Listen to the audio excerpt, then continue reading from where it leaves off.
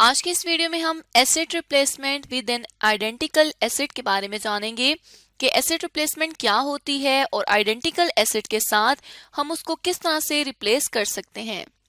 तो सबसे पहले अगर asset replacement with an identical asset की बात की जाए तो जब भी कोई ऑर्गेनाइजेशन अपने किसी ओल्ड एसेट या अपने किसी पुराने एसेट को किसी नए एक जैसे उसी एसेट से मिलते जुलते एसेट से रिप्लेस करती है या चेंज करती है तो उससे हम asset replacement with identical asset कहते हैं। अब यहाँ पे आइडेंटिकल एसेट से क्या मतलब है?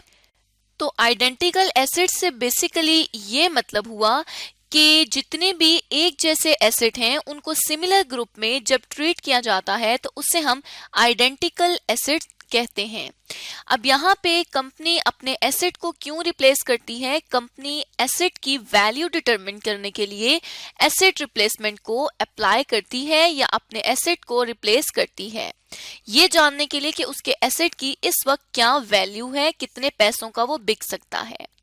दूसरा, जब ऑर्गेनाइजेशन के पास कंपनी के एसेट्स ज्यादा हो जाएं और इस एसेट की जरूरत ना बचे तब कंपनी उस तरह के एसेट को रिप्लेस कर देती है, या फिर कंपनी का एसेट ऑब्सोलीट हो जाए, किसी काम का ना रहे, तब कंपनी अपने एसेट को जो है वो रिप्लेस करती है।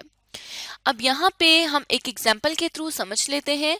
तो लेट्स सपोज एक कंपनी है हमारे पास लॉफ्टी इंटरनेशनल्स, और हम एज्यूम करते हैं कि लॉफ्टी इंटरनेशनल्स जो है वो फर्नीचर बनाती है, मतलब चेयर टेबल बेड जो है वो वुडन लकड़ी के चेयर टेबल और बेड बनाती है। अब यहाँ पर कंपनी जो है वो डिफरेंट टाइप्स की मशीन्स को यूज करके अपनी जो है वो मैन्युफैक्चरिंग को परफॉर्म करती है। लेट्स सपोज एक है कंपनी के पास मशीन ए, दूसरी है मशीन बी और तीसरी है मशीन सी। लेट्स सपोज के जो मशीन बी है ये कंपनी की पॉलिशिंग मशीन है। कंपनी इस मशीन से, मशीन बी से अपने फर्नीचर को पॉलिश करती है, लेकिन अब ये जो मशीन बी है ये इस काबिल नहीं रही कि ये मजीद फर्नीचर को पॉलिश कर सके, मतलब ये मशीन जो है वो ऑब्सोलीट हो गई है, ये मशीन अब खत्म हो चुकी है, ये किसी काम की नहीं है। तो कंपनी इस ऑब्सोलीट जो मशीन हो गई है इसको रिप्लेस कर देगी। तो मतलब क्या हुआ कि यहाँ पर कंपनी अपनी जब पुरानी मशीन को, मशीन बी को नई पॉलिशिंग मशीन के साथ रिप्लेस करेगी तो इसका मतलब हुआ कि कंपनी ने सिमिलर एसेट के साथ अपने ओल्ड एसेट को रिप्लेस किया है। तो यहाँ पे ये जो पॉलिशिंग मशीन न्यू वाली होगी ये कंपनी का आइडेंटिकल एसेट होगा, क्योंकि मशीन बी का काम भी पॉलिश करना है और न्यू मशीन का काम भी पॉलिश करना है। तो यहाँ पे हम देखेंगे कि किस तरह से अब आइडेंटिकल एसेट के साथ रिप्लेस किया जा सकता है किसी पुराने एसेट को। उसके लिए कंपनी क्या करेगी, एक मेथड को यूज करेगी तो अपने आइडेंटिकल एसेट को रिप्लेस कर सकती है। जिस मेथड को यूज करके कंपनी अपने आइडेंटिकल एसेट को रिप्लेस करेगी उस मेथड को हम कहते हैं equivalent annual cost. Equivalent annual cost method की अगर बात की जाए तो ये एक ऐसा मेथड या एक ऐसा तरीकाकार है जिसके थ्रू कंपनी ये असेस कर सकती है, कंपनी ये जान सकती है कि व्हेन, कब और हाउ, कैसे, कब और कैसे, कितनी फ्रीक्वेंटली, मतलब कितनी जल्दी, कितने अरसे बाद कंपनी को अपने एसेट को रिप्लेस करना चाहिए। तो इक्विवेलेंट एनुअल कॉस्ट क्या हो गई? इक्विवेलेंट एनुअल कॉस्ट एक ऐसा मेथड हो गया जो कंपनी को ये बताता है कि कंपनी को कब और कितना जल्दी अपने एसेट को रिप्लेस करना चाहिए। अब यहाँ पे ये एसेट कंपनी क्यों इस्तेमाल करती है? जब कंपनी के पास आइडेंटिकल या सिमिलर एसेट होते हैं जिनको कंपनी ने रिप्लेस करना होता है तो company equivalent annual cost method को इस्तेमाल करती है, या फिर जब company in no inflation period में होती है, मतलब जहां पर महंगाई नहीं होती, कंपनी जब उस पीरियड में होती है तो कंपनी इन दो सिचुएशन में इक्विवेलेंट एनुअल कॉस्ट, जिसे हम EAC भी कहते हैं, इस मेथड को इस्तेमाल करती है। अब इस मेथड को यूज करने के लिए, इस मेथड के थ्रू एसेट रिप्लेस करने के लिए हमारे पास कुछ डिफरेंट स्टेप्स हैं जिनको फॉलो करके कंपनी अपने एसेट को रिप्लेस कर सकती है। तो अगर स्टेप्स की बात की जाए, सबसे पहला स्टेप है कि कंपनी ने प्रेजेंट वैल्यू ऑफ कॉस्ट जो है वो कैलकुलेट करनी है फॉर रिप्लेसमेंट साइकिल। किस रिप्लेसमेंट साइकिल के लिए कंपनी ने अपनी प्रेजेंट वैल्यू कैलकुलेट करनी है? फॉर ओनली वन साइकिल, ये सिर्फ एक साइकिल के लिए। जिस तरह से लेट्स सपोज कि कंपनी का जो एसेट है वो 5 साल के लिए है, तो यहाँ पे कंपनी ईयर 1, ईयर 2, ईयर 3, 4, 5 के लिए हर एक साइकिल के लिए separately present value of cost जो है वो कैलकुलेट करेगी।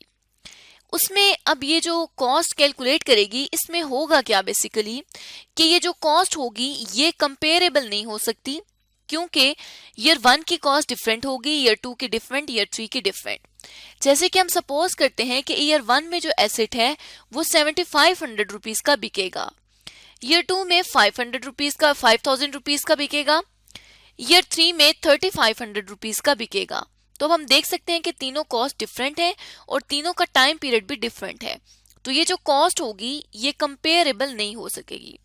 उसके बाद हमने प्रेजेंट वैल्यू जो है वो डिफरेंट टाइम पीरियड्स के लिए कैलकुलेट करनी है, लेकिन अब यहाँ पर जो डिफरेंट टाइम पीरियड्स के लिए कॉस्ट होगी वो कंपेरेबल नहीं होगी, लेकिन जो रिप्लेसमेंट है वो हमारे पास कंटिन्यूस रहेगी, रिप्लेसमेंट जो है वो चलती रहेगी।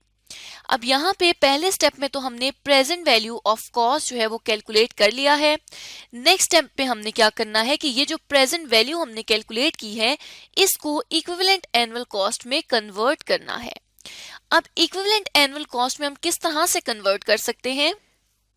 उसके लिए हमें ये एक फॉर्मूला गिवन है जिसमें हमने present value of cost over one replacement cycle, जो प्रेजेंट वैल्यू होगी एसेट के कॉस्ट की, उसकी हमने जो एसेट के कॉस्ट की होगी वैल्यू, उसकी हमने प्रेजेंट वैल्यू को कैलकुलेट करना है सिर्फ एक रिप्लेसमेंट साइकिल के लिए, और उसको डिवाइड कर देंगे कम्युलेटिव प्रेजेंट वैल्यू फैक्टर से, जो कि जितने सालों का साइकिल होगा उतने सालों से रिलेटेड।